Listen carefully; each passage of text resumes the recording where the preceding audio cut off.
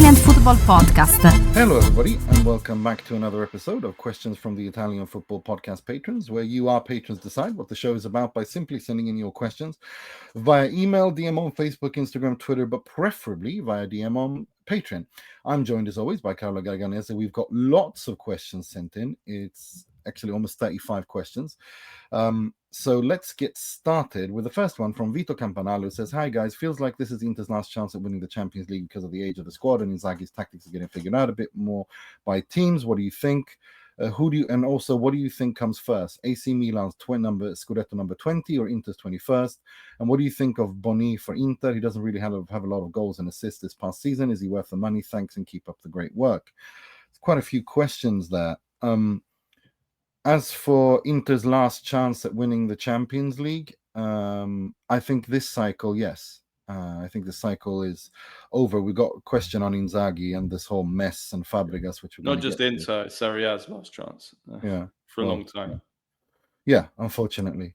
And as for Milan winning number 20 over 21, yes, I think Milan are, with the appointment of Allegri, with everything landing with Redbird, they're further ahead now than Inter are.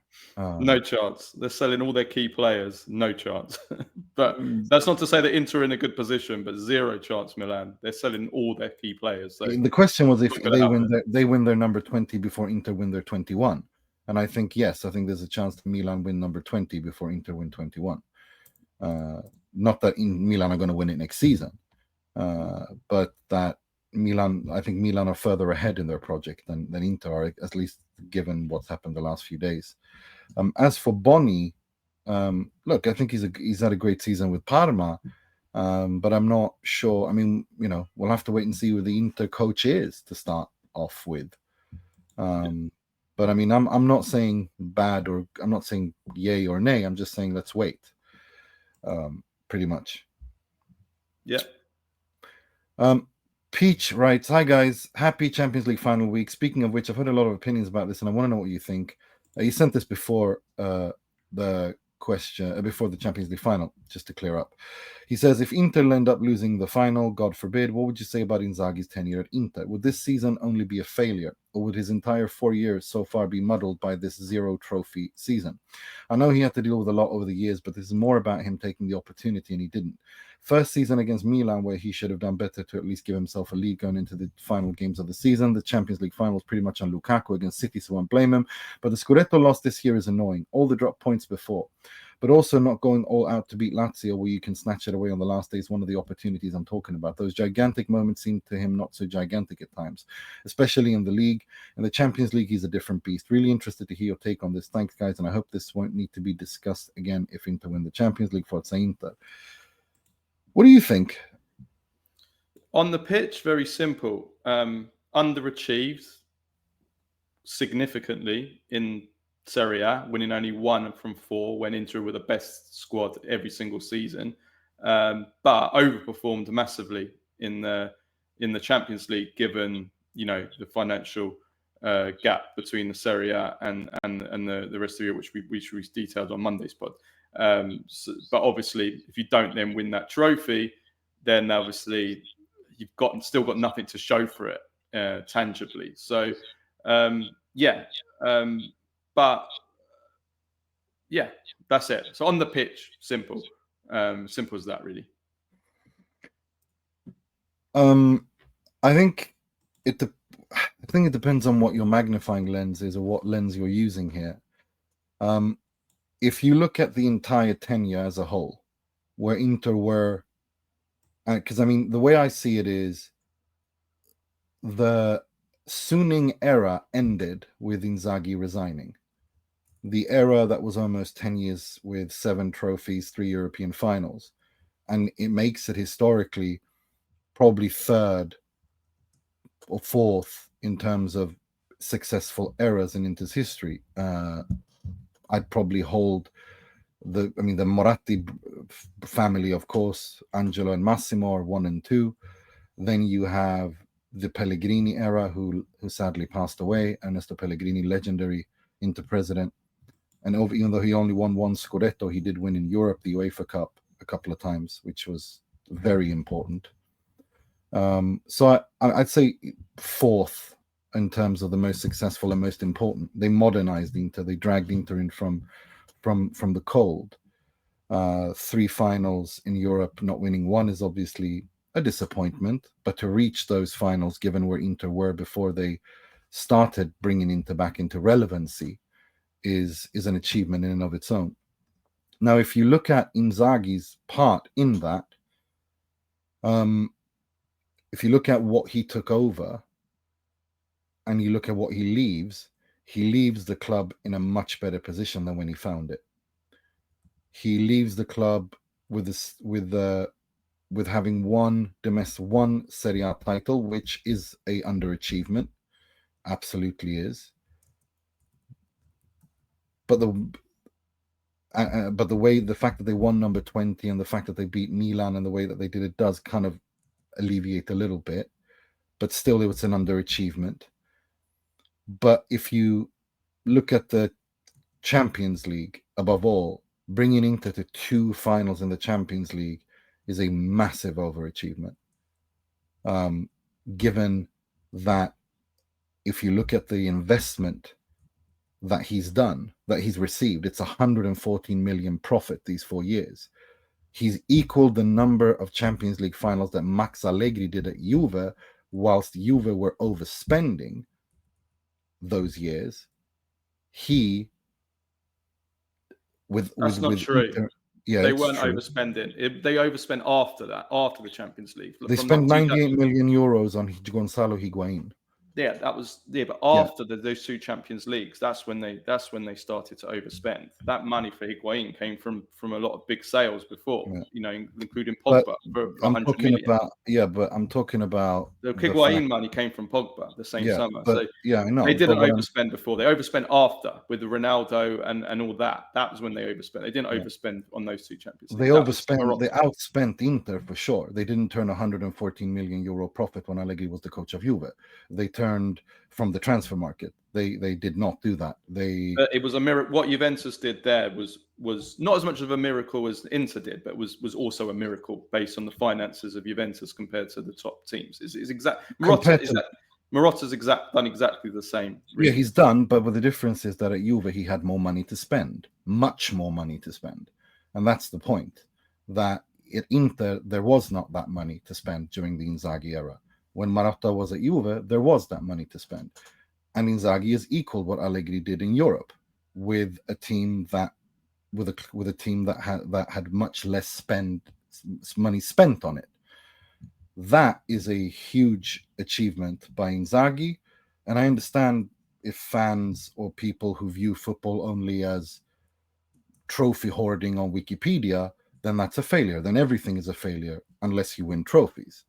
But if you look at the whole as a whole, where Inter were when he took over and what he leaves after, look at the players he developed, players that he got to take the next step, the results, they are good.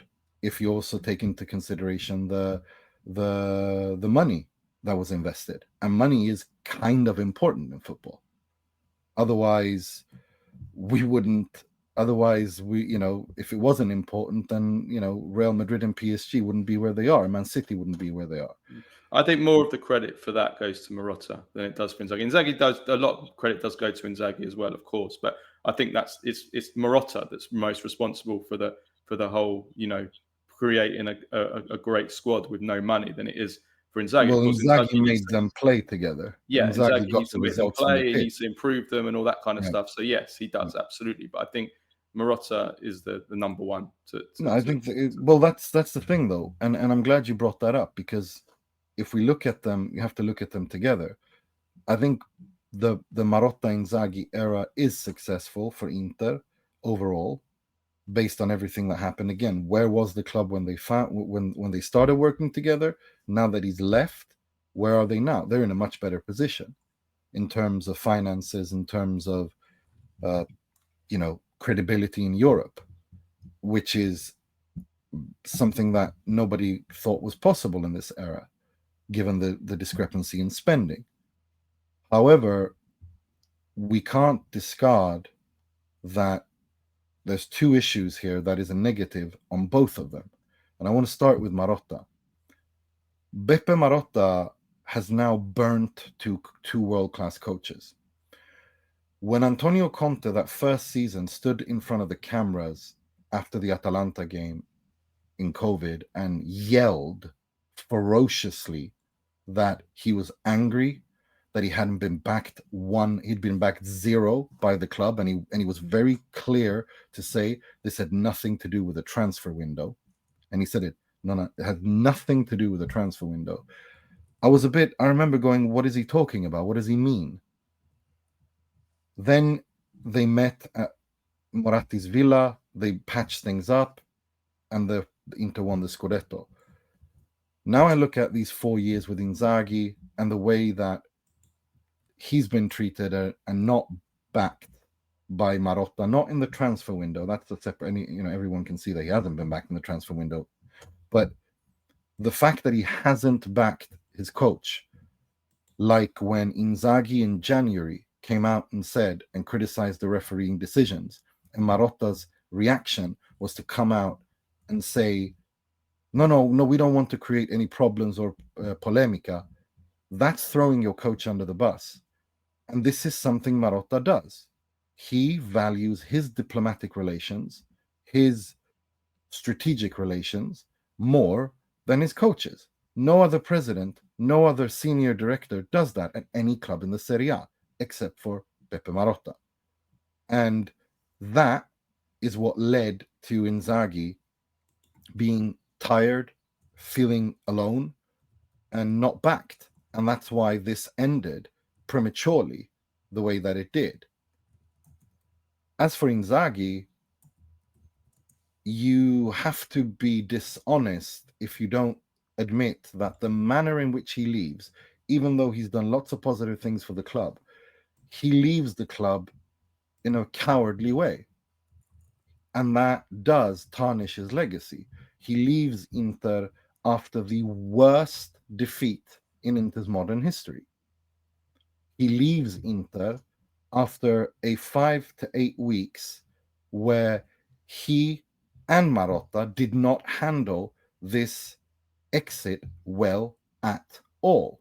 And that created destabilization of Inter, which partly, not entirely, but partly can explain the mental collapse we saw against PSG. And that's unacceptable on Inzaghi.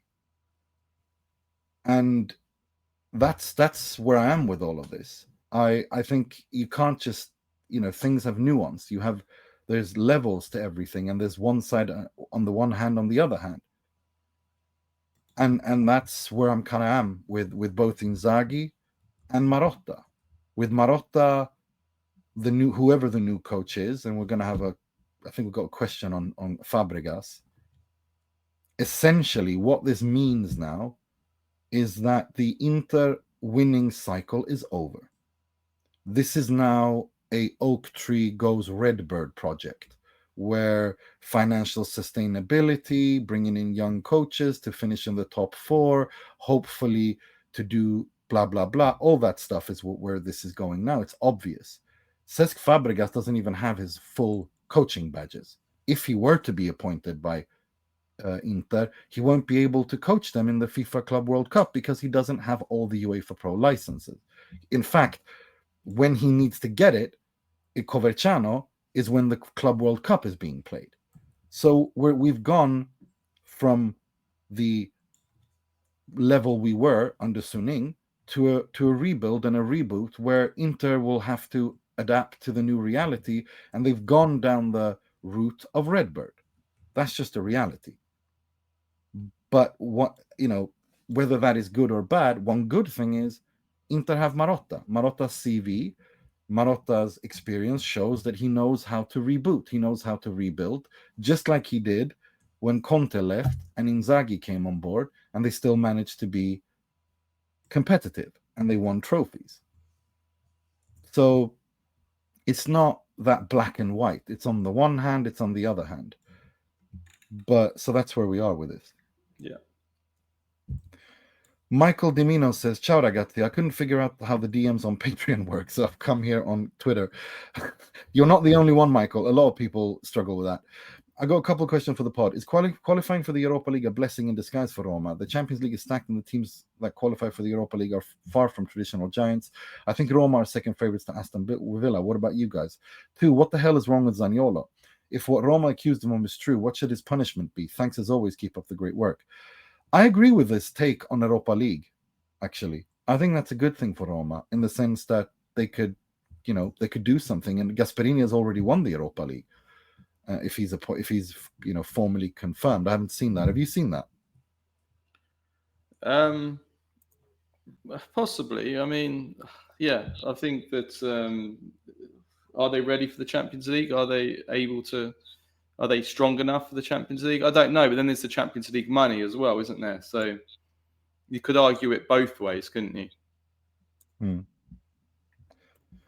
Yeah, I guess you can. But I think it's good.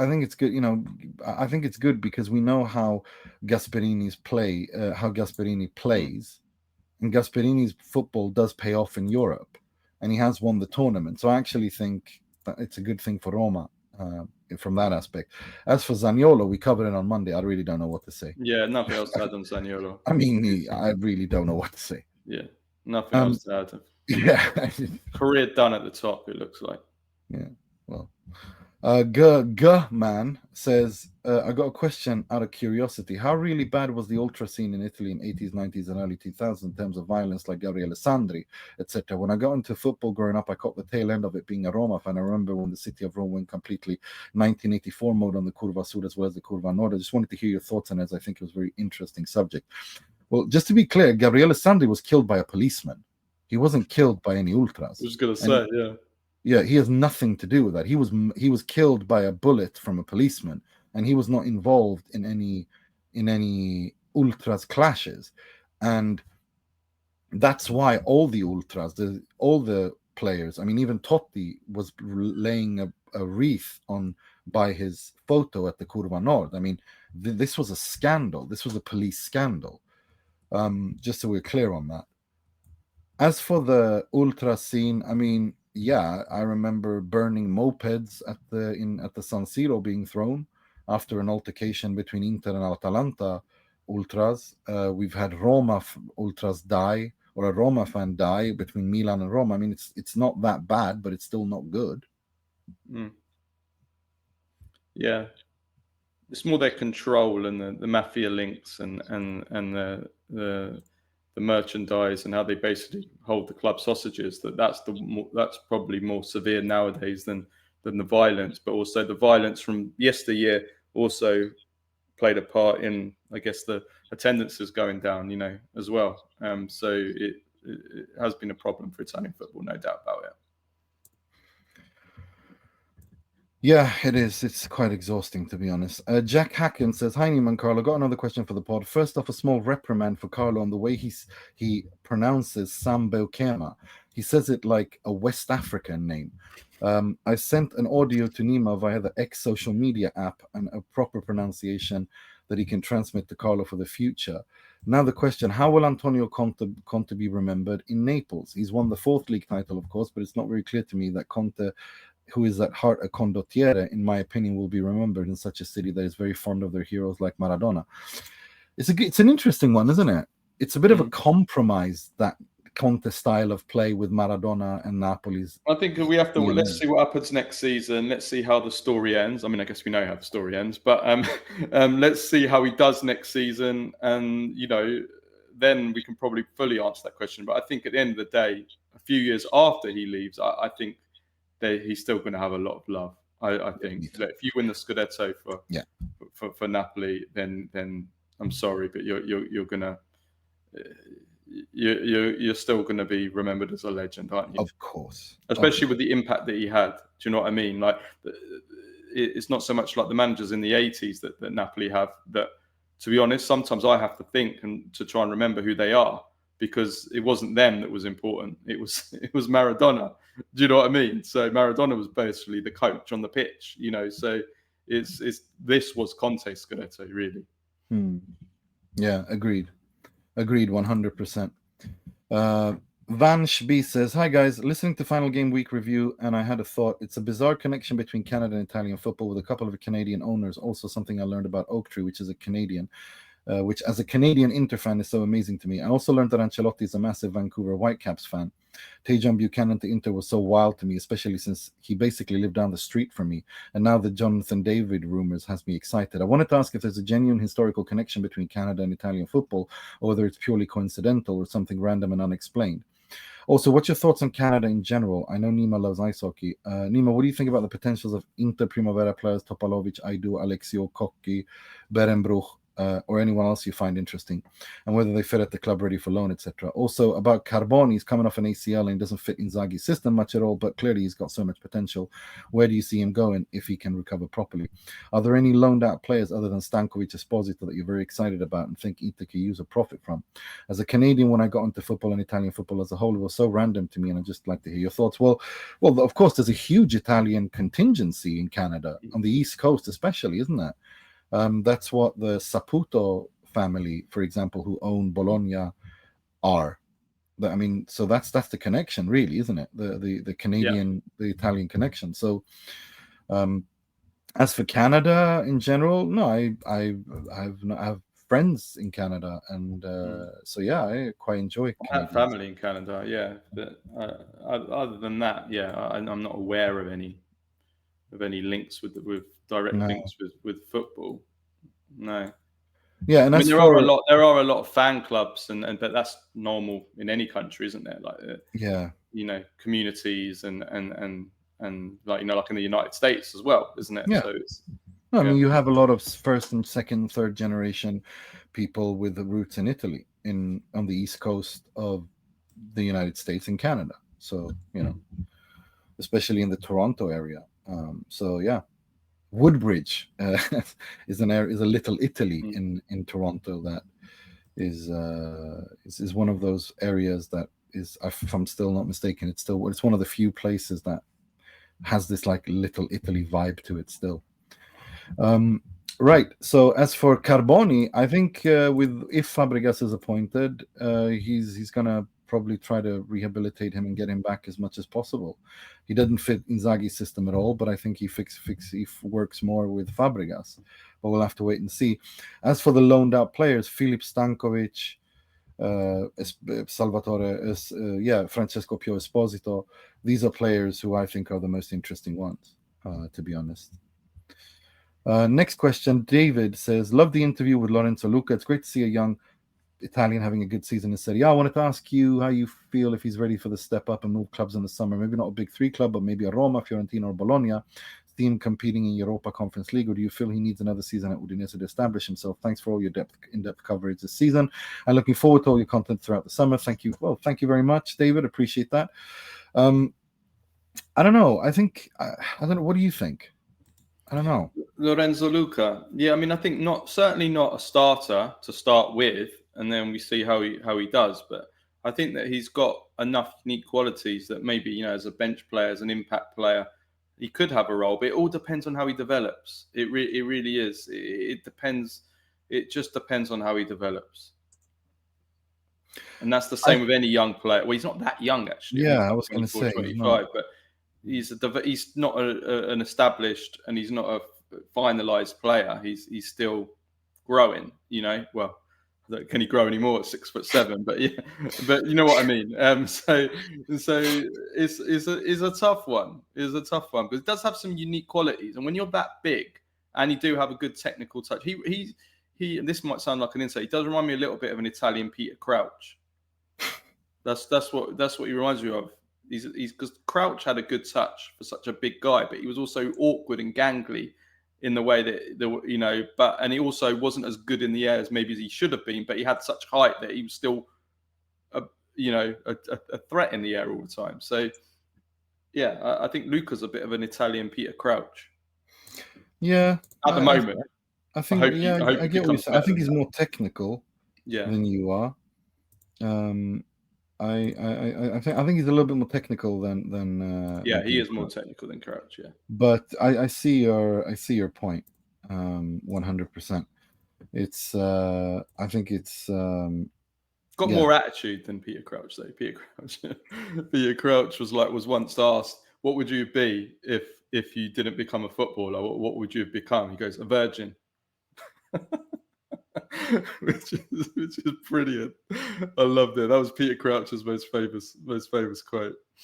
He's funny, Crouch. I think He is funny. seems He's like very a funny, humble. He's very yeah, self-deprecating. Like he really yeah. he's He doesn't take cool. himself too seriously. No, he at all. doesn't. People take the piss out of him, and he's fine with it. He takes piss out of himself. He jokes about it too. Yeah. I've seen him. Like it's kind of he's a funny guy. You can't joke more than that. What would you have been if you didn't become a footballer? A virgin. So good, so good. Oh, it's hilarious. No, but I think with Lorenzo Luca, I think Roma, Fiorentina, Bologna, Lazio, somewhere there is actually a good place for him to go. Yeah, agreed. I think Milan, Juve, Inter might be a step too far, even Napoli. Although they do need a backup, but then again, I don't want him to be a backup. So yeah. Nick Passaretti says, "Hey, questions for you guys. You mentioned in a Q&A episode the 1978 Argentina World Cup. I remember listening to a history podcast about dictators and how Jorge Videla rigged the World Cup, and I found it crazy how even America was involved in match fixing it. Other than 2002 World Cup, what other World Cup scandal games do you guys find most infamous or stick with you to this day?" Well, this is my specialist subject. I could go through the whole World Cup, but I'll try and go really quickly. So 1934, you got Benito Mussolini meeting the referee in the changing room before the game. Obviously, we don't know exactly what they talked about, but yes, but do we need to know? Like, there's that. There's 1954. Mussolini went Luca Brasi on the referee. I mean, 1954 syringes found strewn all over the West Germany changing room after the Hungary game. So yes, wonder what happened there. Then you've got but also 1954 was when it started raining between the first and second half, and Germans had like studs and they were able to grip more. Adi Dassler, yeah. Yeah, absolutely, yeah. 1966 was a complete the fixing that went on in that World Cup by England to help them win it.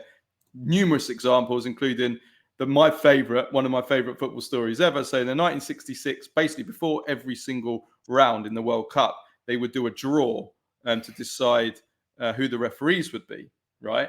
And what you'd have is you'd have a representative of every single country that would go to the designated hotel, and they would be present while they drew who was going to be the World Cup. But what happened was that the president of FIFA at that time was Sir Stanley Rouse, right? Who was English, and he decided he was, they set up the draw for the who's going to be the refs for the quarterfinal games. Everybody turned up on time, but found out that the draw had already been made, and the only representatives that were present at that draw was English representative, a German representative, and I quote, 2 African representatives. I don't know why they were there. So they did the draw, and in the end, they did it so that the referee of the England versus Argentina game was a German referee, and the referee of the Germany versus Soviet Union quarterfinal was an English referee. And those 2 games were 2 of the most scandalous games of all time. The captain of Argentina got sent off in the England-Argentina game for violence of the tongue by the referee, even though Ratin, the captain of Argentina, didn't even speak a word of or the referee, of that game didn't speak a word of Spanish, so would not possibly have been able to understand Ratin. Sent him off. England went on and won the game. Then in the other game between West Germany and Soviet Union, at 0-0. The Soviet Unions had a goal disallowed where they headed it towards the top corner. It was going into the top corner of the net.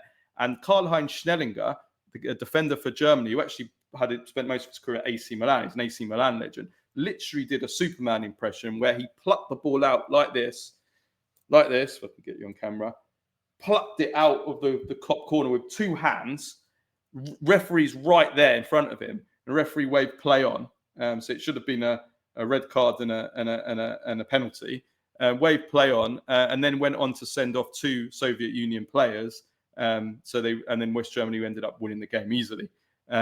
And then after that, in the semi-final, Portugal, the game was supposed to be played at Goodison Park, and the referee, the day of the game, the game got moved to Wembley, and the whole Portugal team had to get a bus down on the day of the game down to Wembley from Goodison Park to play the game. And then, of course, you got the final where a goal was that now we know wasn't over the line for Jeff Hurst. We know that now got given. So that was a very, very controversial World Cup. Then you've got 78, of course.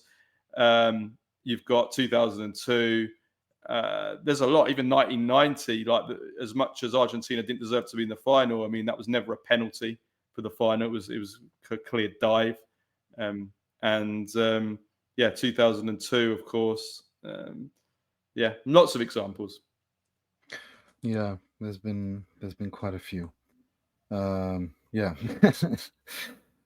my specialist subject, by the way. Yeah.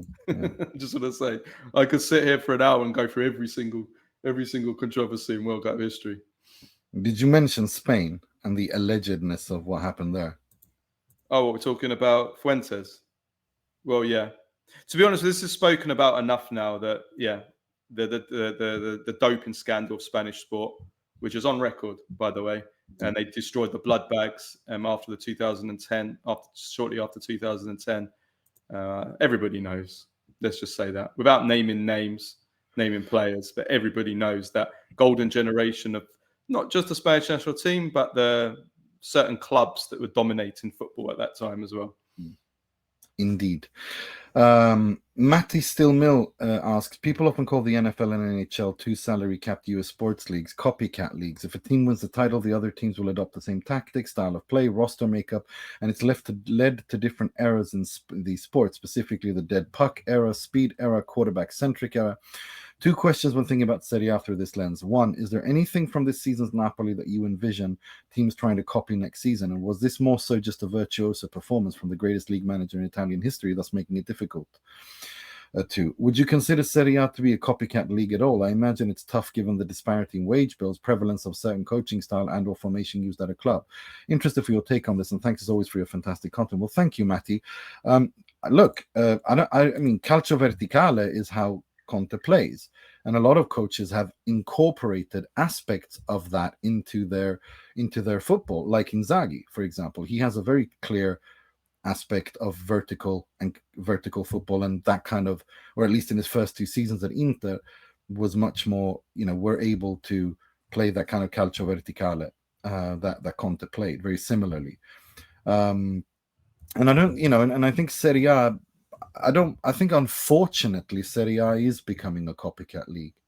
I think everybody is obsessed with this Spanish tiki-taka nonsense, and I think it's to the detriment of the league. I would like it if they took in influences and kept what Italians are traditionally good at. Okay. But I am a bit worried that everything is becoming a cheap knockoff of the original, and I think that will only benefit Spanish football. Yeah. It's not just Italy; it's everywhere. Just wants to play that way. That's why I kind of liked what Inter did against Barcelona, but then they, kind of reverted to the other way in the final. But but not just that. The other criticism of Italian football is everybody plays backs threes, which just we want to see some more diversity than just everyone playing back threes. Everyone's doing it now.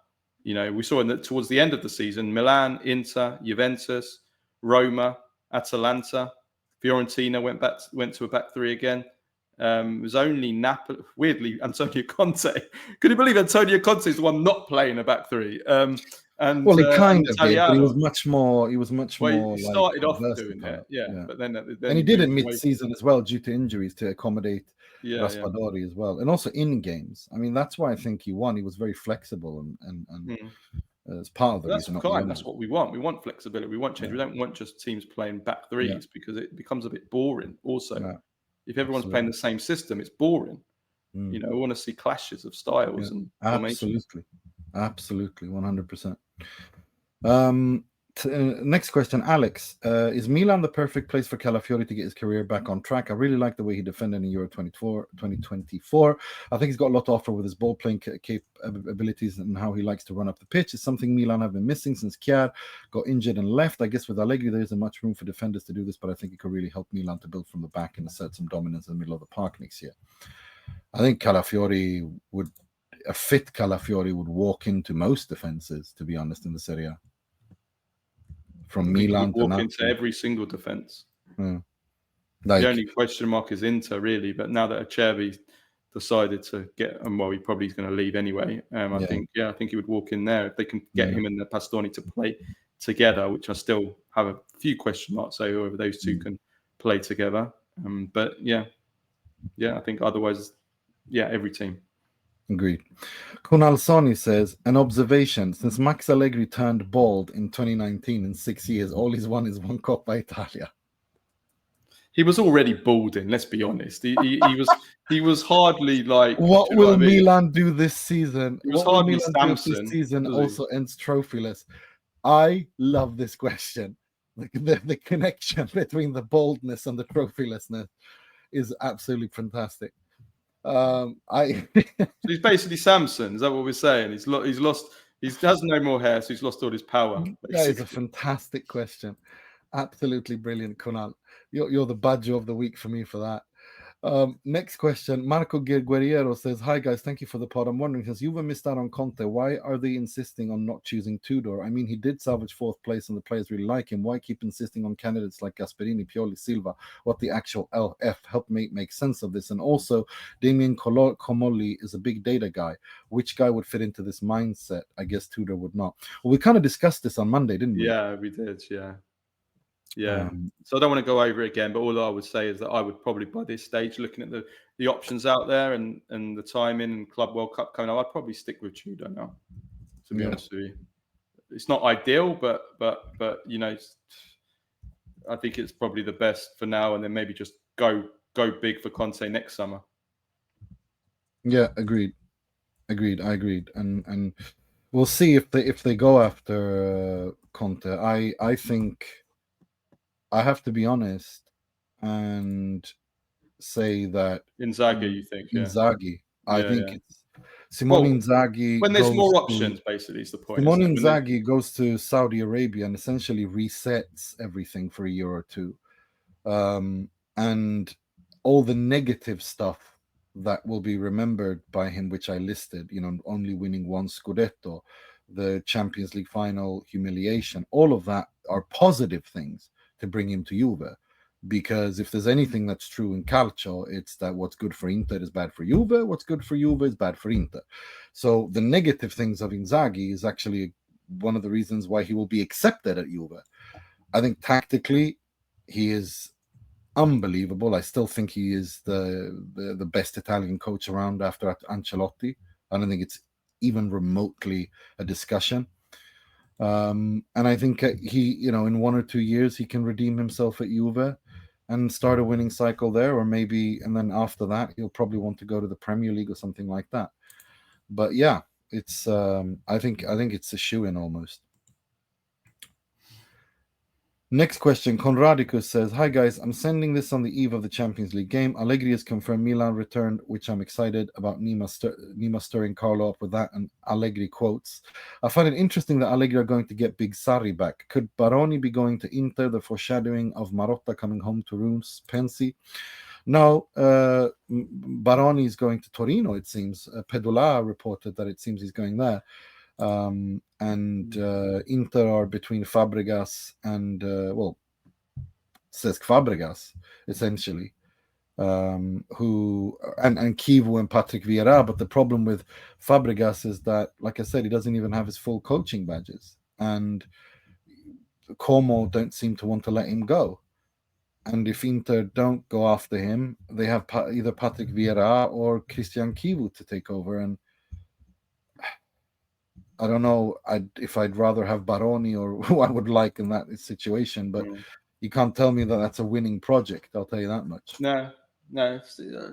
Again, shows you how things change in football quickly. Baroni went from the coach, even though he's of a certain age, that really seemed to be on an upward trajectory and maybe even had a even bigger job than Lazio in his radar, to down to Torino. I mean, it's just shows you how football changes. Kevin says, given that Conte and Gasperini were both pursued by Juve this window and both chose Napoli and Roma instead, is the Juventus job no longer as desirable as it used to be? They're even in the Champions League again next year. Are they not able to make as many financial guarantees, or is there some other dysfunction that is making coaches weary? Or do you think this is not the case and these were two isolated incidents? What do you think? I think a mix of factors, but I do think there is certainly an argument to say that when a club looks like there's chaos in the upper management, generally coaches are weary of joining those clubs because they want to see stability and they want to see leadership, and any club can only be successful, it doesn't matter who the manager is, if the at boardroom level and in management level the club is being run well. And Juventus has been utter chaos for a number of years now, and they're resetting again and again. There's uncertainty and no one knows how well these new guys are going to do. So it's that doesn't surprise me why, certainly for Conte, which we said on Monday. Yeah, no, I got nothing more to add. I think you're absolutely spot on. That was pretty much what I was going to say, and I think we discussed it on Monday as well. I don't think it's that the Juve job isn't desirable. I think that Conte doesn't want to restart things once more. He wants to make the most of his career as a coach. Luca Capone says, hi there, fellas. I woke up this Sunday morning to fall back into the depression of the debacle in the Champions League final. As a fan of Inter, Azzurri, and those effing Maple Leafs, I should probably be an expert in being at the end of the embarrassing losses and a masochist even, but God at its best is just constantly numbing rattle in my soul. Just two things. Starting Di Marco alone in that game warrants the end of the Inzaghi era. What was he seeing differently from what we have seen over the last couple of years? Never mind these last two Champions League ties versus Barca and Bayern. Unfortunately, I can't think of an available manager who would be an improvement. Any thoughts? Secondly, I've asked this on a previous pod. I thought it was a miss due to very long rant for me, but after a night of drinking, perhaps down to a brutal loss, what's your go-to late night meal? Pizza, Chinese, shawarma, more alcohol?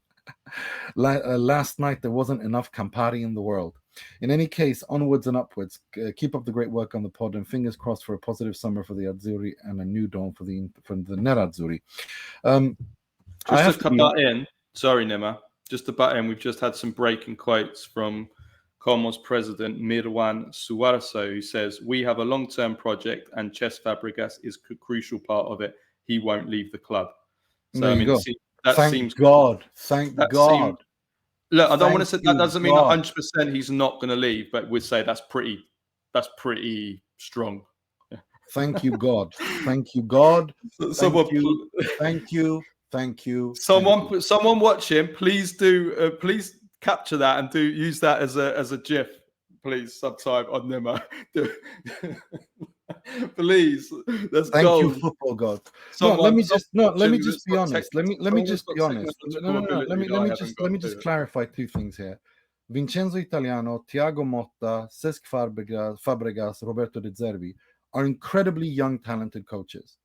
I think they will one day, all four of them, probably be world-class, excellent coaches, all four of them in different ways. I'm not discounting any of their abilities or anything like that. But as we saw with Thiago Motta last season, he wasn't ready for the Juve job, and it didn't end well.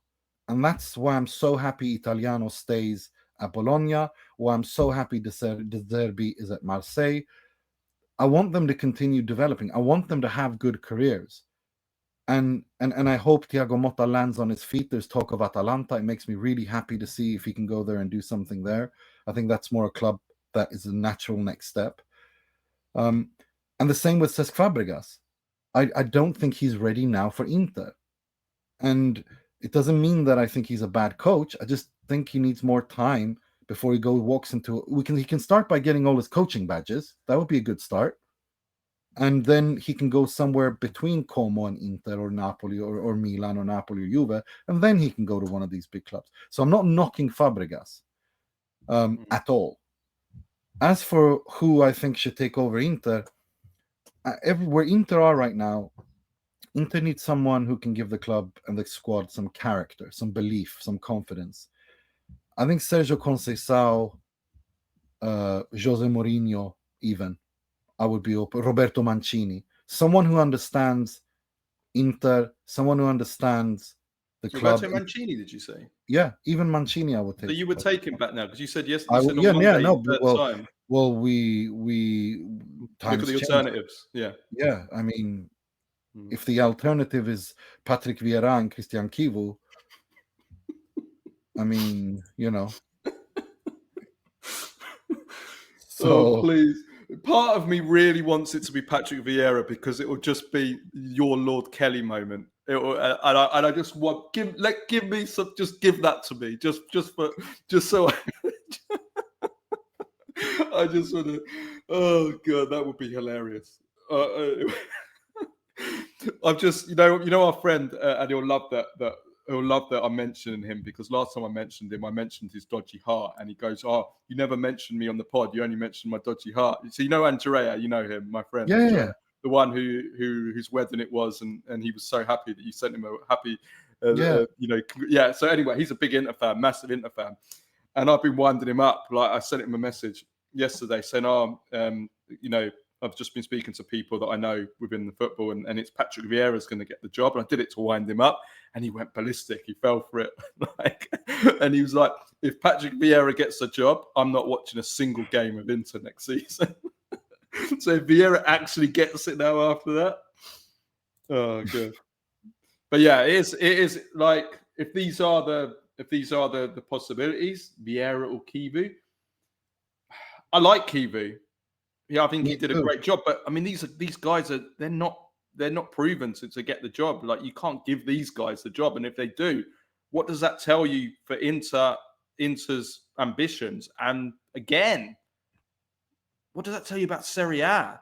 What, these are the coaches now? I mean, exactly. Even Igor Tudor, no disrespect, but even Igor Tudor is the manager of Juventus.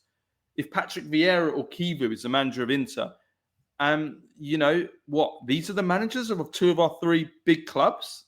And again, I like Tudor, but we're not talking top world-class managers. No. We're talking, this is the level we're talking about. It doesn't say a lot for Serie A either. Exactly that. And that's my point, that this is not good. That Juve and Inter and Milan are in this position is not good for Italian football. It's just not. I think Milan have landed a little bit with Allegri. He's going to get them back into the top four.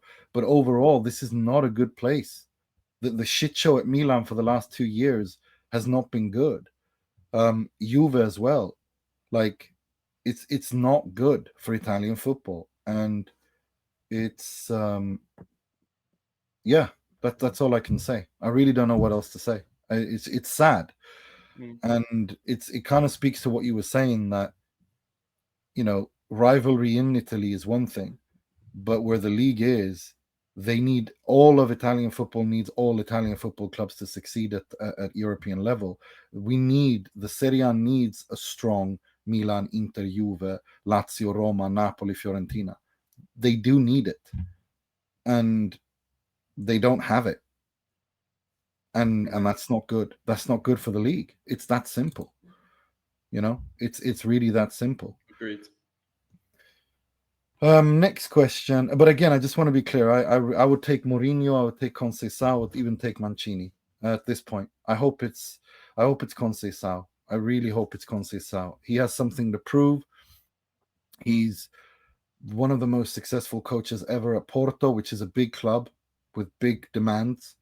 He showed that he can play with a back three. He showed that he can bring confidence and belief into a squad that maybe has low confidence. And he's a player, he's a coach that, after Inzaghi, is exactly in terms I think these players would suit him more than the Milan players as well. They're more his type of players, Agreed.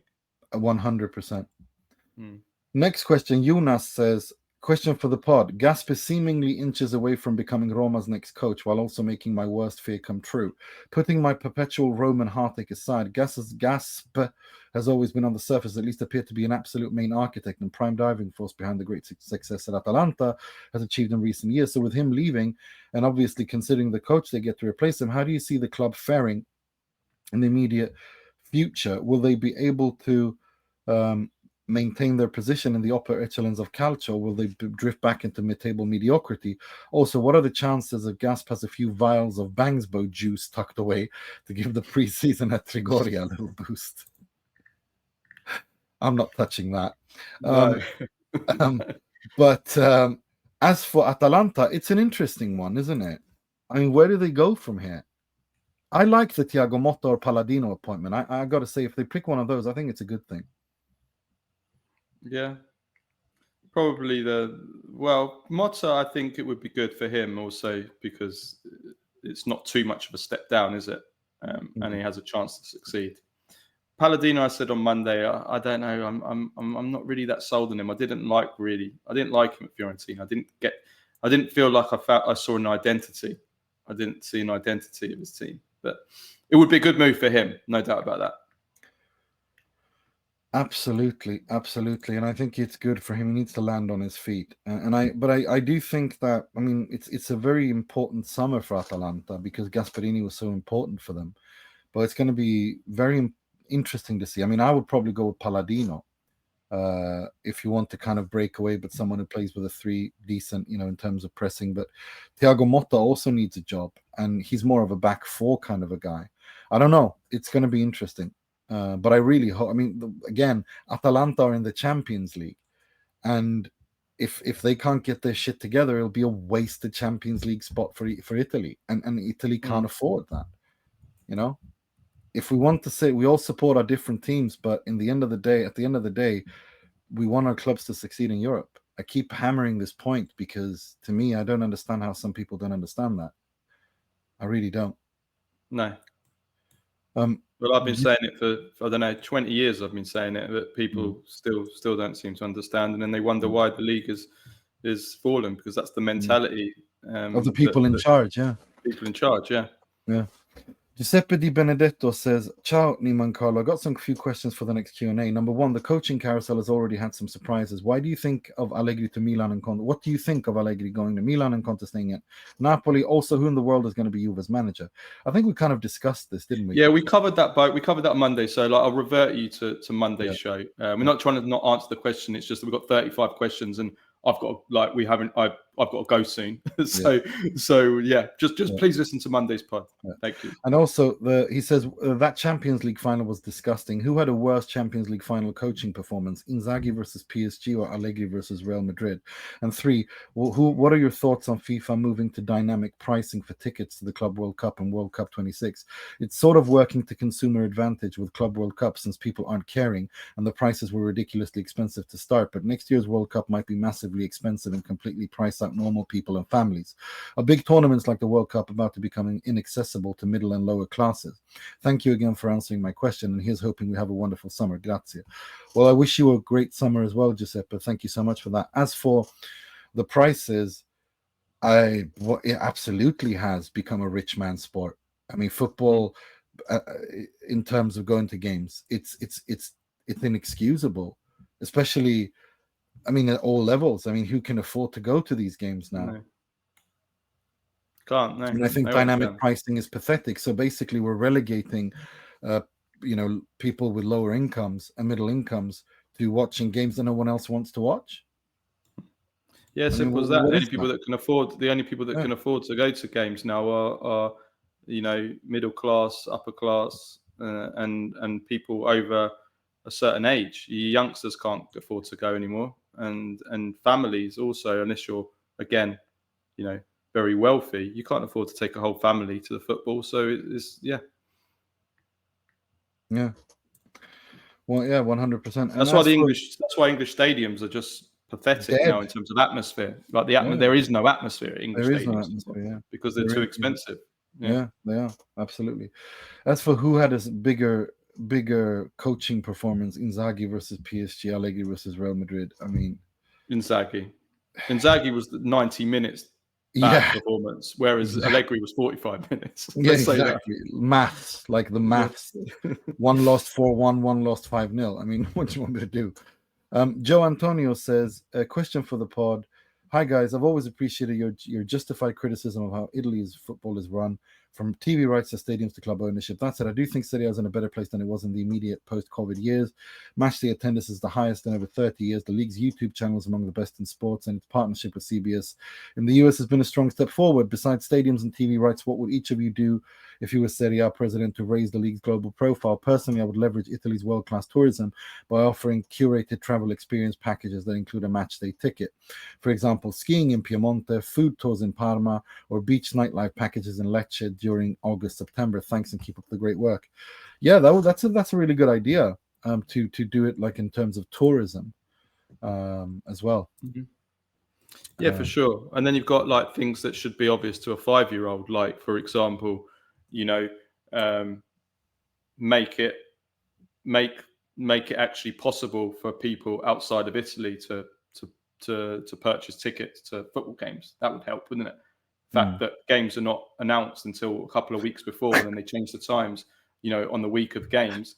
I mean, how can you possibly, if you live in another country outside of Italy, how can you possibly try and plan a trip to Italy to watch your team play if that's the case? You can't book flights, you can't book hotels, you can't do any plans, so it's impossible. So just think of, and then we complain that we've got empty stadiums. I mean, it's so obvious, yet they cannot seem to understand that. It's genuinely unbelievable. It's unbelievable. I don't have anything to say because I've organized these kinds of trips and it's hell. You just got to breathe a lot and not get upset. But those magical words. And then you've got TV rights as well. Sort out our bloody TV rights. Have an actual competent team negotiating TV rights. On that note, I was told by a source earlier today, and let me say this hasn't been double sourced or double checked. So this is, at the moment, I'm going to put the word alleged. But the Indian, I've been told that the Indian, the company that we sold the Indian TV rights to, GXR, which was like some kind of streaming platform, I've been told that they're basically not in business anymore. Lovely. We signed a multi-year contract with them Lovely. to show the Serie A TV rights. Lovely. Brilliant. So we don't well have. Done. Well done. So if that's true, then we don't have a TV. We don't have those in India don't have a broadcaster for Serie A TV. Well done. Congratulations. Well done. Who thought that would have possibly happened, eh?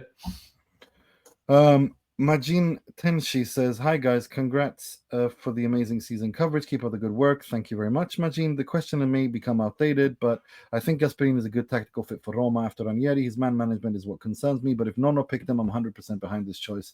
Thoughts?" Yeah, I agree. And look, we spoke about this on Monday, I think, about Gasperini going to Roma, and I said everything there, so I'm going to revert to that. So I don't really have much more to add to that, really. Same, yeah. Next question, Stephen Barr says, "Hi guys, love the pod. Just a couple of questions.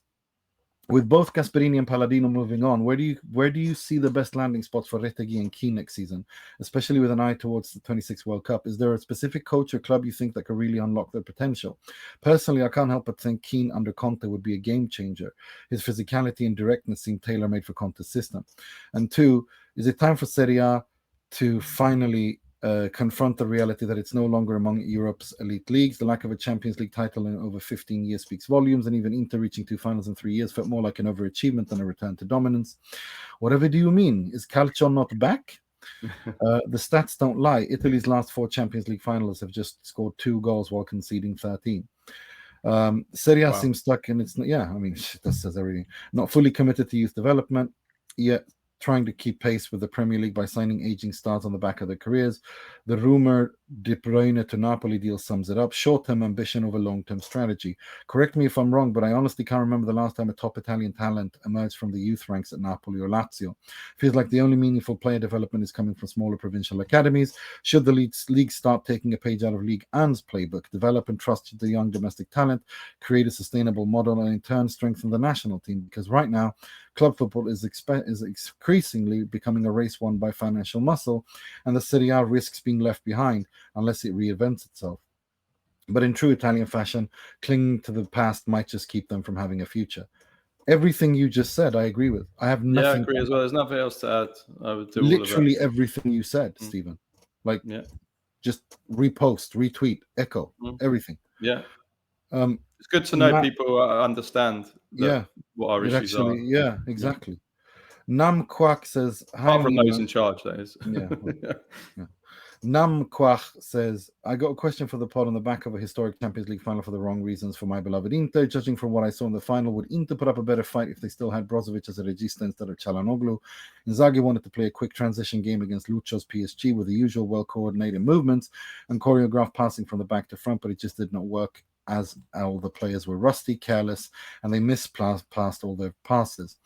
My observation, I believe Inzaghi's quick transition game worked great against Pep and Hansi Flick because they give Inter plenty of space to attach in their own half.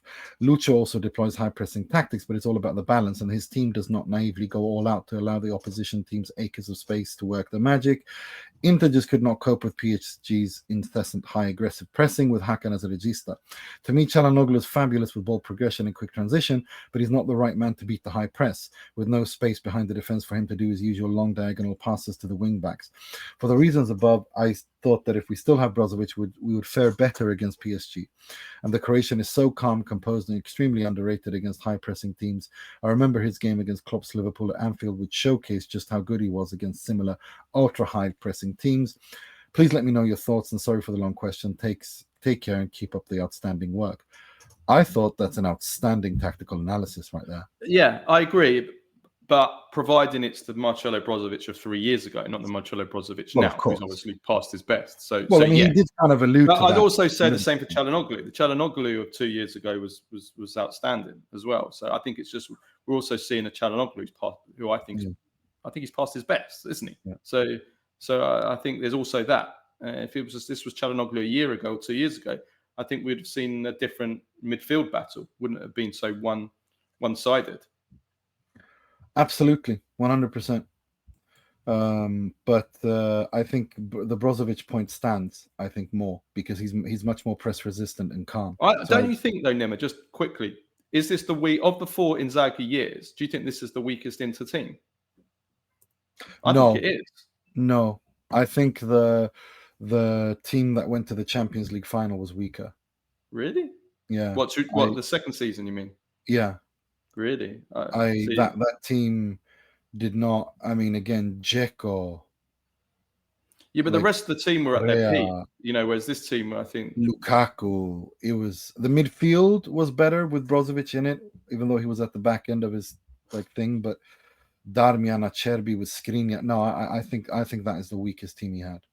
To be honest, I think this team is. Yeah, I think this team is. In terms of names, I think this team is better. But in terms of actual what level the players are playing at, I think this is the weakest of the 4 teams.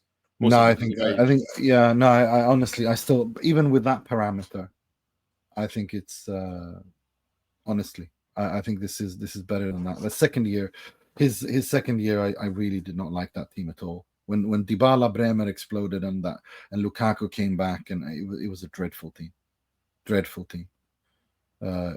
Compared to his other teams, honestly. That's why, I mean, I really, when you go through that team, it was, the midfield was good, but other than that, no. Okay. Honestly, next question. Christopher Franco says, since ADL bought Napoli, they've slowly but steadily climbed to become one of Italy's top clubs, capped by 2 Scudetti in 3 years. Besides being bought out by rich owners, what can the ownership do to continue the success? What is the next peak that the club should be reaching for? Look, I think to try to stay at the top and go far in the Champions League as far as they can. And of course, build a new stadium. I think those are the obvious ones. For Napoli, what do you think? Yeah, I mean, if we're talking immediate, I think they need to just strengthen that squad. I know that they're already looking at players. And Dan and Doy seems to be their top target. The Spanish left back from Girona, whose name is escaping me now. A backup striker for Lukaku, another centre midfielder in addition to De Bruyne, and another winger as well. It's about improving the depth of the squad. I think that's looking ahead to next season. That's the most important thing. Yeah, No, I think so too, and I think they're in a really good position to do that. I think out of all the clubs right now, I'd say in this date, 4th of June, I think Napoli are in the best position to actually open up a winning cycle, which is crazy. As we said on Monday, Jamie Drum says, "Hi Carlo, commiserations, Nima. My question is that DiMarco performance, the worst individual performance in a big final, Champions League, World Cup, Euros. What other individual performances can you think of that are comparably bad in big finals? If he does stay at Inter, what does DiMarco play? Where does DiMarco play? Because he's not good enough to play that position at that level, or does he simply move to a lower level club?" Finally, for Carlo, I know he says he backs all Italian teams in Europe when it comes apparent, but when it became apparent that Inter weren't winning, did the Juventino inside Carlo start to enjoy this Inter hammering just for 1 second? Of course it did. You'd be lying if you said you didn't. Of course it did. Well, once I knew it was over. Yeah. Once I knew it was over. Honestly, no. I want Italian clubs. It looks bad on Serie A. It's getting humiliated like that. So no. Maybe. Okay, maybe to equal Juventus's defeat, just so I don't have Inter fans going on and on about, Juventus got smashed 4-1. Maybe, but not. No, I honestly no. Because again, for the same reasons, I've been the biggest champion of everyone, and I've got so much shit from people over that. So I'd be a hypocrite. I've always been given shit for that because I think when I just don't understand where people's heads are, like with this. Like, because people don't look at the bigger picture. People don't look at the bigger picture at all. That's like simple if as that. Juventus getting humiliated in the Serie A, in the Champions League, is not good for Serie A. I can understand it in the Serie A, like for sure. Wanting your biggest rival to flop in Serie A, absolutely, and celebrating it and taking the piss a little bit and laughing but not in Europe. No, not in Europe. I mean, when Lazio lost to Bodo Glimt, it made me sad. When Roma or Fiorentina lost to Betis and Bilbao, it made me sad. When Milan and Juve get knocked out by Feyenoord and PSV, it did not make me happy. Like, exactly. It's not good. No, exactly. It's like it just isn't, and I mean, if you don't understand that, I don't understand. I don't know what else to tell you. Like, it's not good for the league. It's not good for Italian football. And okay, you have the right, of course. Everyone has the right to be their own fan and be the fan the way they care, and say, F everything else.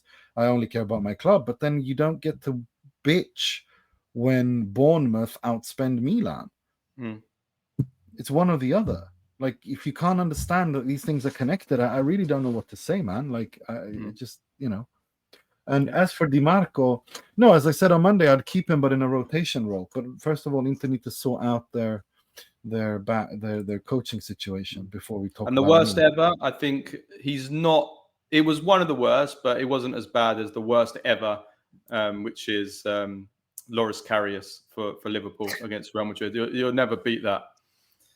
But at the end of the day, look, he bagged Diletta Liotta, so he had the loss. I was going to say. I think he would be laughing. Yeah, every single man would be totally fine with costing their team the Champions League if they could go and marry Diletta Liotta after that. So yeah, that's number one for sure.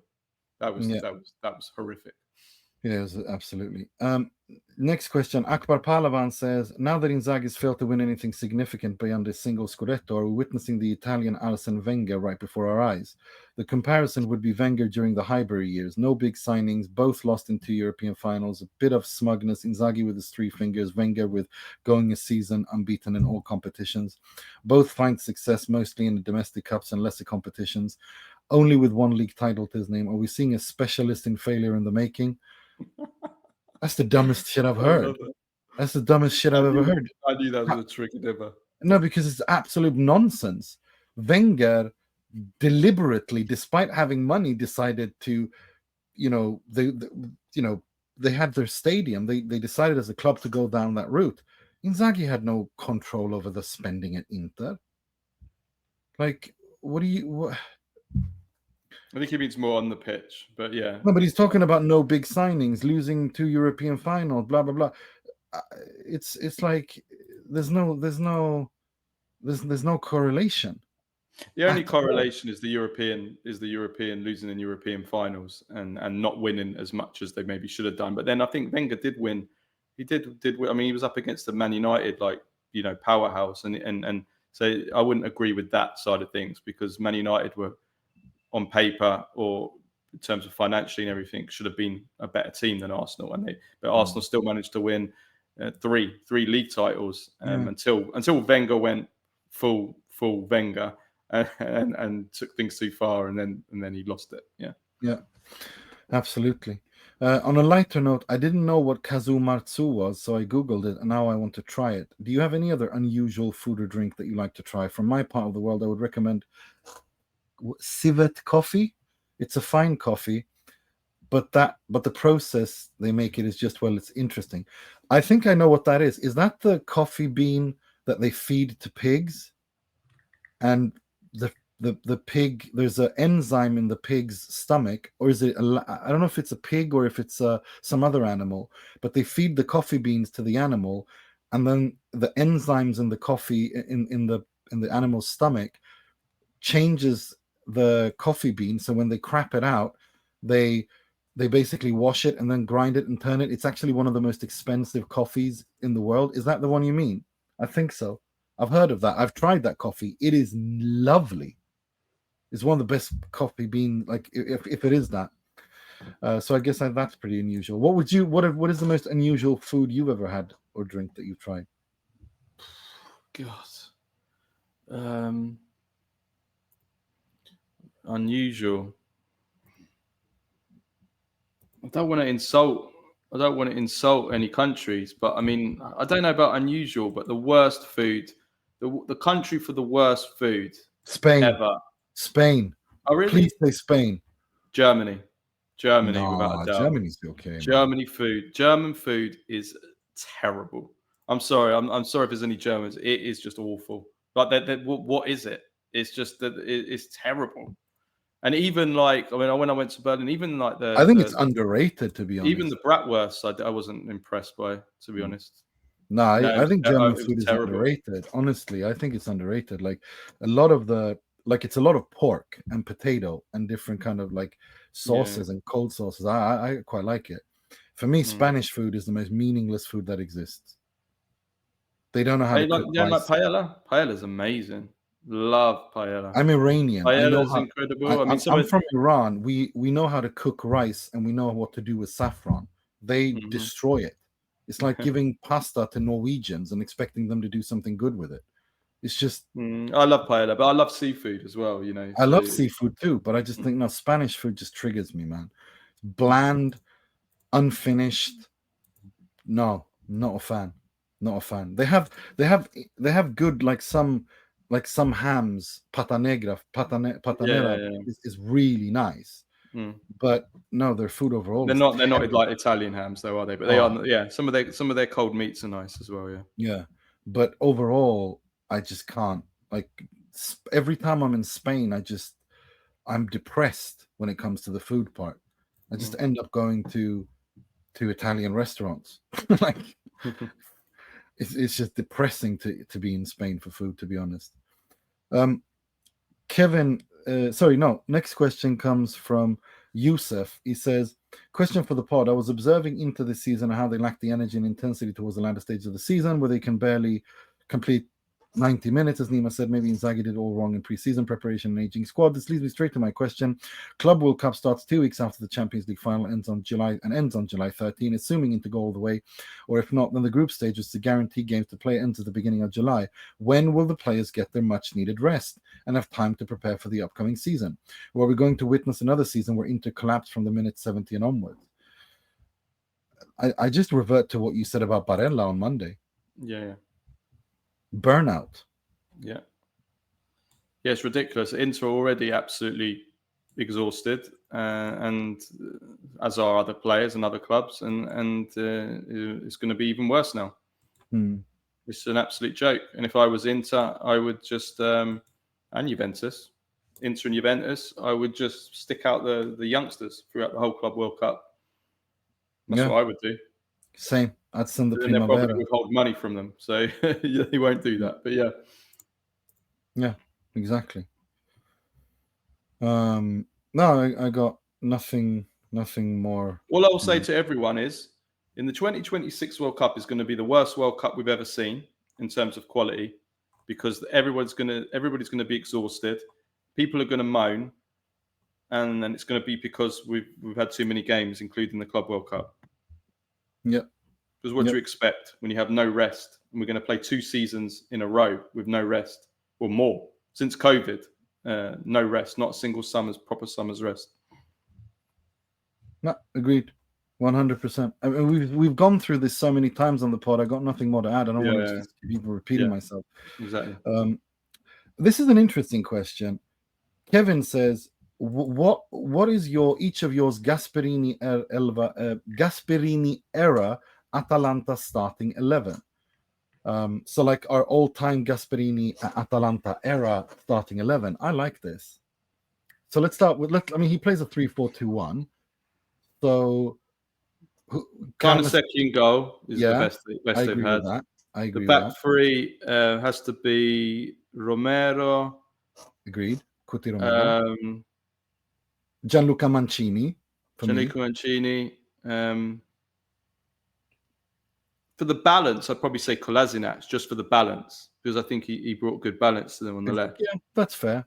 Yeah. Then left wing back. The wing backs, I think we just go for the 2 Gosens and the other Dutch guy. What was his name? When they were at their peak, those 2, they used to score like 10 goals a season, both of them.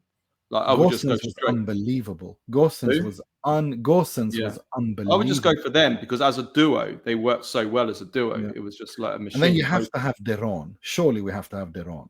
I mean, De Roon was unbelievable. Well, I think you have to have Ederson. Yeah, that's fair. But De Roon is so important. Yeah, Ederson has to be there. But you could even stick De Roon at the back instead of Kolasinac, because I always thought he did quite well at the back as well. But Ederson has to be in it. I think Koopmeiners has to be in it. Agreed. So I think Ederson, Koopmeiners, and I mean, there's other options. There's Frank Kessié as well, isn't there? Yeah, Frank Kessié was outstanding. Yeah. Maybe put Kessié and put De Roon in defense, maybe. Yeah, I do that.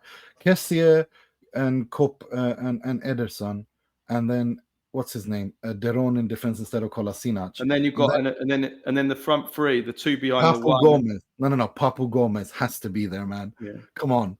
But Ilicic has to be in it as well. I'm sorry, those 2 were just. I go with Papu Gomez and Lookman behind Retegui. Yeah. Okay. Where would you go? I'm happy with that. But I loved Ilicic as well. I loved Ilicic too. But the attacking players. All right, we'll play a half each. Lookman and Ilicic can play a half each. I like that. Next question. Milan are having a revolution in the Mercato. Reinders, Mignon, and Theo all set to leave, and Modric and Ricci among those coming in. Who do you make? The question is from Luca Barone. I forgot to read that up. What do you make of their market? Well, first of all, can I just talk about Luka Modric first? And we'll put this out on our socials, Luka Modric. So I think it's a beautiful story that Luka Modric is finally playing in Serie A. He's one of the greatest players of all time. He was a Milan fan, wasn't he, Nimmer? I believe when he was growing up. I think so. Yeah. I've seen photos of him in a Milan shirt. Yeah. He loved the Serie A. He always wanted to play for Milan. He was close to joining them. The fact that he finally gets to play for them, that we've got a Ballon d'Or winner, I think it's absolutely beautiful.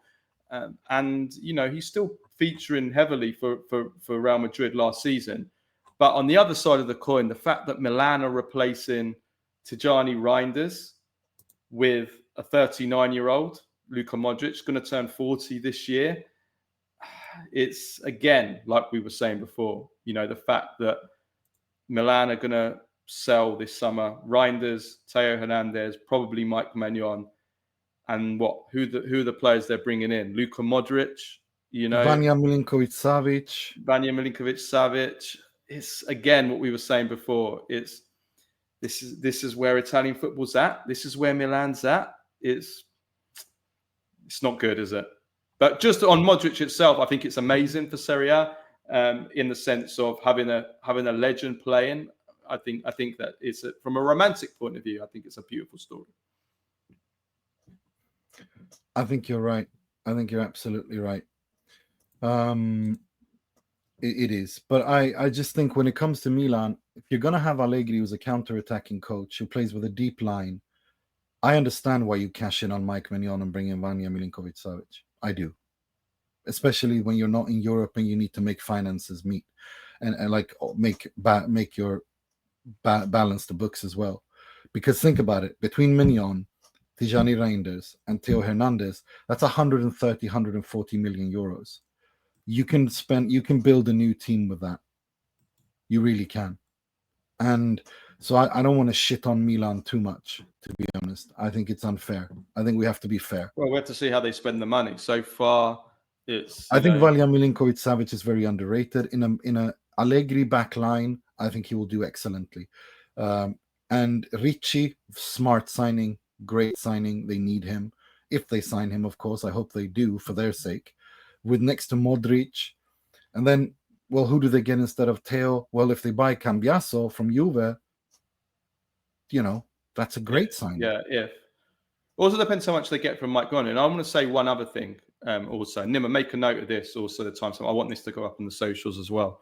So Mike Maignan, from what we're hearing from all the sources, is that Chelsea value Mike Maignan between 10 and 15 million euros. That is an insult. Chelsea, all the money that Todd Boehly has spent, 1 billion or whatever it is that he spent on these players, 100 million on Modric and all this money on these youngsters that no one's ever heard of, just throwing money away. And Chelsea, they're going to bid 10 to 15 million on Mike Maignan, the France number one, on reputation, one of the best goalkeepers in the world. It's insulting. If I'm Mike Maignan and I hear that Chelsea have bid 10 million euros for me, I'm like, get the F out of here. I'm not coming to your club. But that's an insult, that is. Milan should stop negotiations there and then if they have any decency at all. Who do Chelsea think they are? 10 million for Mike Maignan. I mean, it's ridiculous. It's just laughable. It really is. When I saw that, and it's true because they're all the main sources. They're all reporting the same thing. 10 to 15 million. Get out of here. Don't know what you think of that. I think it's insane. I think it's insane. Like, I don't know what to say. I really think it's insane. And I've seen Chelsea fans be pissed off about that as well. Like, what the hell are you doing? Yeah. Literally seen Chelsea fans say you're not being serious. I mean, I know Todd Boehly probably doesn't even know who Mike Maignan is. I mean, he doesn't know who Ruud Maybe he knows who Steve Mannion is. Yeah, maybe that's who it is. Maybe he thinks it's Steve Mannion. That will never ever stop being funny. Steve Mannion. Like, I will never stop laughing at that. The way that he says it too, Gary Lineker, with the conviction. Steve Mannion, the French bloke. It's so good. So good. Right. And Nikolaj Lindeberg says, "Hi guys, as a Napoli fan, I'm very happy that Conte stays at Napoli, and I think you absolutely should be. But when the rumor came that he might go to Juve, I didn't get it. I just didn't get it, seeing it from Juve's perspective. I think that ever since Allegri left for the first time, they've said they want to begin a rebuild, and it makes me sick when they use that word every season on Juve, but they never really trust the process. Sarri first year, then Pirlo, then Allegri, Motta year one, then they try to get Conte back. It's like either they don't have patience, or they don't have a clear view of what they want to go. Am I wrong? And also with Giuntoli, got a lot of praise for his work with Napoli 2 years ago. 1 year on Juve and he's gone. I know that this year was a failure, but couldn't this again be indication that the club doesn't have a clear view of what they want to do, or doesn't have the patience? And also, are the tables turning in Serie A with Milan losing their ground once again? Juve just about to make it top four. Could we see other teams push Milan, Juve, maybe Inter out of the top four in the coming years? Is it more important for clubs to have a steady upright, like rising curve, instead of putting all efforts and money into one single season? Thanks for all your great work all season, providing quality content, and I'm glad to also listen to you guys through the summer. Kind regards, Nikolaj. It's an interesting one. What do you think? Yeah, I think that we've said this before over the last couple of years, because of the financial weakness of the Serie A, that even though there are Serie A clubs that obviously have a lot more money than the other teams, including Juventus, including Inter. Inter have now got the biggest wage spend in Serie A. So even though these teams still have more money than the others, it's not as pronounced as it was. It's not like 10 years ago where Juventus was spending, could spend 100 million a summer and then you'd have Serie A clubs spending 10 million. It's not pronounced like that anymore. So for that reason, yes, it gives the opportunity for other clubs like Napoli, like Roma, like Atalanta to spring a surprise. So absolutely. We saw that this summer. We saw that this season. Milan finished 8th and Juventus just about by the skin of their teeth got in there on the last day of the season with a penalty 17 minutes from the end. Otherwise, they wouldn't be in the Champions League. We would have Milan and Juventus out of the Champions League. So absolutely, yes. And that's what also makes Italian football exciting. It's not the quality anymore. It's the competitiveness. 100%. To a certain extent, but I do think that there is an opening now, depending on where Inter and Milan are, or Inter particularly, and Juve as well. I don't understand when I look at Inter and Juve. I see good squads. I think Inter squad is better than Juve's, but I see potential in Juve's squad. I see Inter squad needing work, but the core of the players is still very good. The Thurams, the Lautaros, the Bastonis, the Barellas. But I don't know where they are in their projects. You know what I mean? Like, it's not just the coach. It's just also where are they going? Where's Oak Tree taking Inter? How much do they care? Can Marotta be the compromise and get this, keep Inter competitive? What does Juve do with the financial crisis there? Who's going to be then, okay, does Comolli, do you know what I mean? Like, there's so much confusion at Inter and Juve. And the reset at Milan, how well will that go? But it's just I think it's really, really worrying for those three clubs. I don't know what you feel about that. No, I agree. David Bacharach says, "Hi Nima, coming to you and Carlo for some recommendations for football-related stops in Naples. Next week I'm going to Sorrento for a week with my family and I'm making a spend a day in Napoli where my nonno is from. Of course, I'm going to the Spanish Quarter to see the famous Maradona mural. I want to look for the new Scott McTominay mural. I would greatly appreciate any other recommendations you guys might have or must have when it comes to Neapolitan food." Well, I actually spoke to Patrick Kendrick, who's married to a Neapolitan woman, and I asked him to send me his 5 favorite Neapolitan dishes. And he said pasta patate provola, pasta fagioli, scialatelli frutti di mare, and cuopo, and ziti alla genovese. Those are his favorite dishes from Naples that he said he likes the most that he could pasta fagioli, yeah. I love pasta fagioli. Yeah. Do you have any ones you wish to add?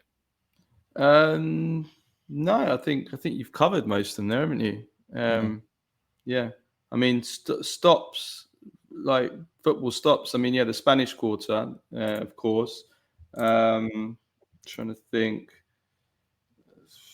There's a few piazzas as well, which I would recommend. That Piazza Dante, definitely. The Piazza, I can't remember what it's called now. The other one, Plebiscito. Yeah, Plebiscito. Yeah, I think it's that one. Yeah. Check out the piazzas. Google the piazzas anyway, and I think those two definitely. And there's another piazza as well. The Mercato, Piazza Mercato, or Piazza del Mercato. That one as well. So those piazzas are definitely worth checking out as well. 100%. And now then you've got all the obvious, like we said before, we said a few weeks ago, the obvious kind of sightseeing places as well. But yeah, and just as we're recording this,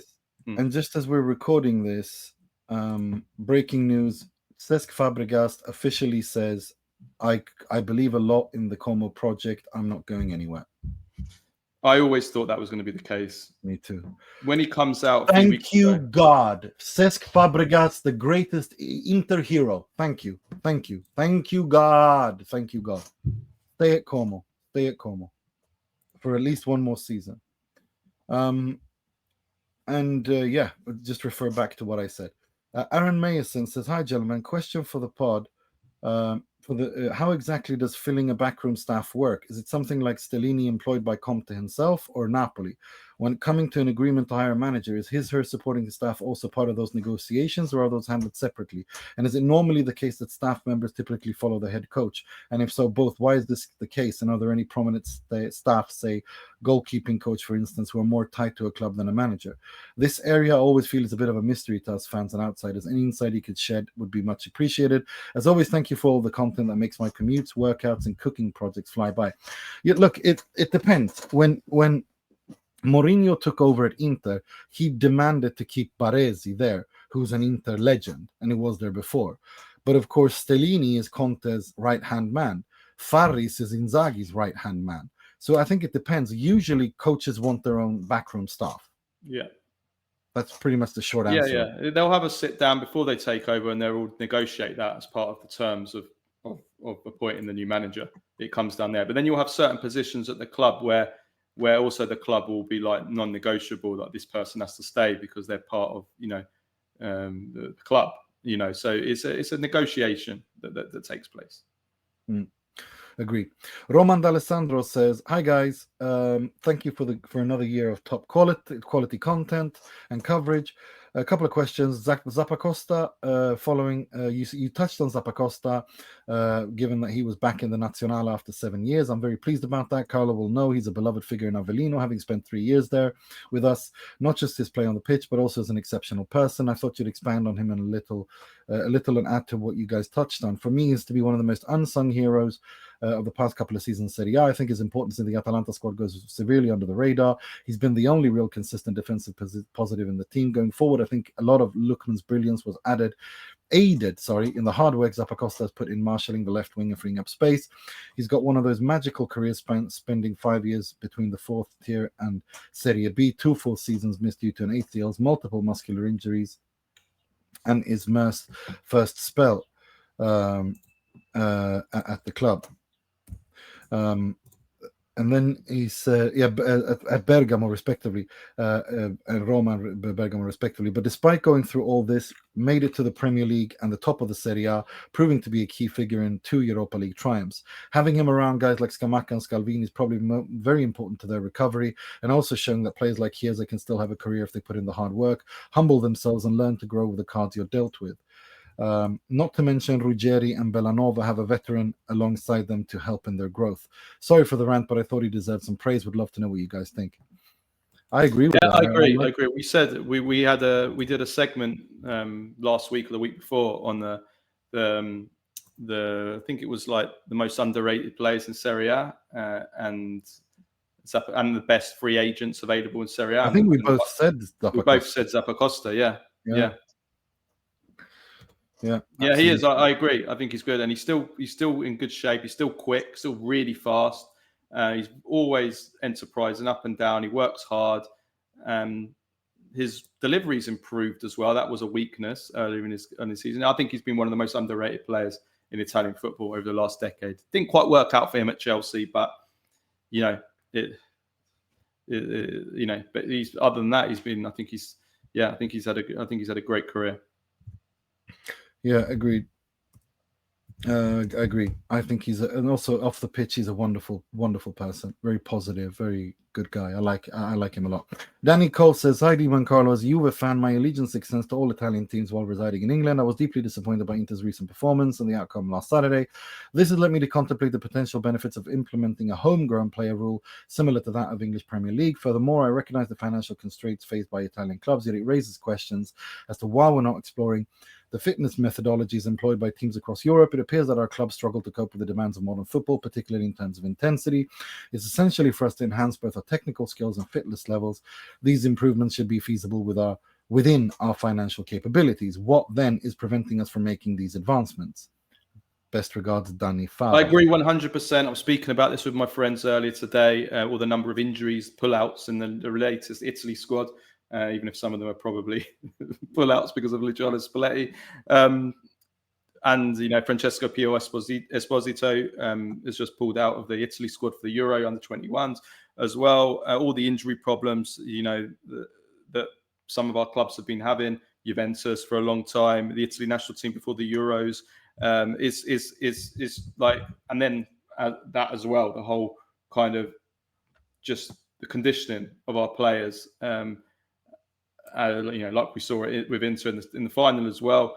Like I feel like we're so far behind. And he's also speaking to coaches and knowing our training methods. I think we're behind the rest of Europe when it comes to training and conditioning. Training grounds as well. Antonio Conte has been heavily critical of the Napoli's training. You compare the training centres in Italy and compare them to the Premier League and to other countries, the state of the art. I mean, we're so far behind that absolutely that needs to be a priority going forward. We need to improve our all of that. No, 100. There's nothing more to add, really. But it's not much to say. I agree with everything. Italian football needs to modernize. It's that simple. It's very, very simple. Igor Lipovac says, hello, good fellas of TIFP. Last podcast was marvelous. Great analysis of a crazy week behind us. I often comment on your podcast episodes together with my close friends who's also a listener, and we were talking about how we love it when Nima gets passionately upset and emotional over some topics, and when someone challenges his insider prediction with a weak argument. And since I've been listening to your show for years, I've often had a different opinion, thinking Nima got it wrong, but lately I've realized that every goddamn time Nima's angry, he ends up being 100% right in the end. So I'm officially giving up the mental gymnastics of countering him with my arguments. And from now on, I'm thinking it's blindly his passionate opinion as the correct one. No, don't do that. Even with my heart broken after Inter crashing out in the Champions League final, Nima being afraid of the Wenger virus got me even more alert and anxious about this. That was so funny, by the way. That was so funny. Inter. It is, but luckily, hopefully we don't end there. My question for the next Q&A pod is, what would be the worst out of these potential outcomes? Fabregas taking over Inter and contaminating us with Wenger virus, De Zerbi and his defense, Pep Guardiola coming to Inter to save Italian football, Mourinho back to teach everyone a lesson, Simeone to build a wall costing Inter 15 million a year in wages. And another question is, it's a very long shot, but could Inzaghi leaving to Al Hilal be an overture to Saudi buying Inter from Oaktree soon? Okay, Fabregas, De Zerbi would be disasters. Guardiola would just not work because Inter don't have the players to I don't think Italian football at this stage just would never happen. Mourinho and Cholo Simeone coming would not be a bad thing at all. Like Simeone coming to Inter, what would be bad about that? Mourinho coming to Inter, what would be bad about that? Like in this situation Inter are in, when the alternatives are Patrick Vieira and Christian Kivu. Do you know what I mean? I don't know. What do you think? Well, I think it comes back to what we said before. What are the alternatives? And there's not much to choose from. And so you're either going for someone who's probably way past his best in Mourinho, but at least has experience, or you're going with someone that's young and unproven, and it's just a total gamble, but it could completely collapse and fall apart as well. So yeah. I think there's not much, and that's not just Inter, that's Juventus as well with Tudor. That's why I think they'll probably end up sticking with Tudor. But that's a good thing. I mean, why take a risk? Tudor is he's a decent. He's not a world-class coach, but I know that's the thing, isn't it? Like we said before, Juventus, Milan, Inter should have, if not world-class, top-class coaches. They shouldn't be having good coaches, but it is what it is. It is what it is, isn't it? Absolutely. Right, a penultimate question. We've got Eric Dubois, who says, regarding Inzaghi leaving, I agree with Nima saying this is bad for Inter. However, I'm probably just trying to cope, but I can't shake the feeling that next year with Inzaghi would have been a disaster. Bringing the core of the squad back with the same coach after the Champions League humiliation would be a mistake. Mentally, Inter need an opportunity to move forward with all that baggage from 24-25. Also, Inzaghi going to Saudi, even if he comes back soon, proves he isn't the man I thought he was. When people show you who they are, believe them. Lots of contradicting statements in that rambling message, but those are my immediate thoughts.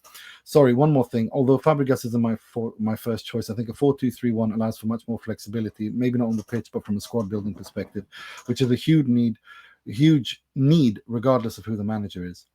Look, Eric, I think we're on the same page on many of those things. I just think that as Inter's CEO, as Inter's president, as the guy who's supposed to be 2-3 steps ahead of everyone else protecting Inter, Marotta fumbled. fumbled completely, and it's unacceptable because I don't. But let me just be clear: I don't believe for 1 second that they didn't know that Inzaghi wanted to leave. I think it was obvious that he wanted to leave. Part of the reason that I think Inzaghi's legacy is tarnished at Inter is because how poorly he handled the fact that he wanted to leave. But reaching to the point that he wanted to leave is on Marotta. Giving him 1 year contract extensions is humiliating. Not backing him is humiliating. And Inzaghi wanted to stay. But then it reached the point where he was so tired of everything that he felt he was done with it. And he started looking out for himself. And Marotta didn't have an answer.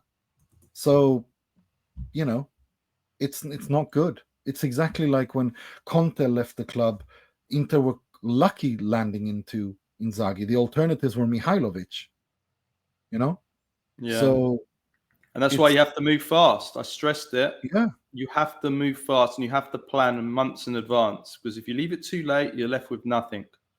Exactly. You get left on the shelf. And it's a completely destroyed season.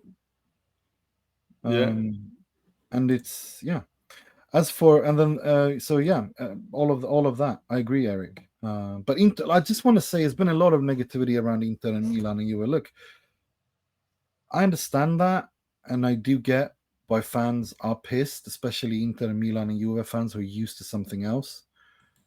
But at the end of the day, I do think that to some extent, for Juve, the worst is behind Juve. As for Inter, it's an unknown because this is Oaktree's first real season now in charge.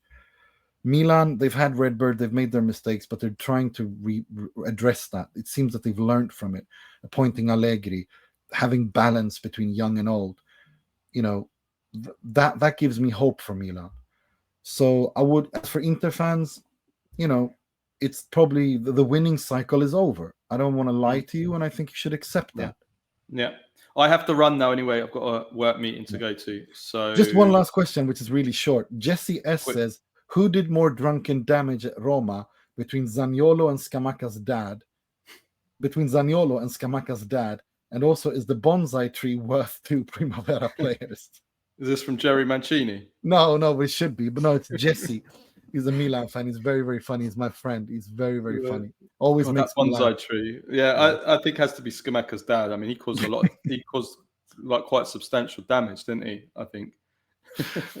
I don't want to laugh, but yeah, it's a horrible situation.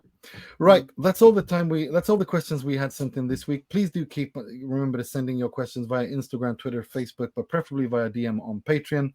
We're working on a big interview next week to kickstart the Mercato, so please watch this space. We'll be back on at some point. We're planning everything, so we can't exactly say what is happening and when, but there will be stuff coming out next week, so please do watch this space and do send in your questions.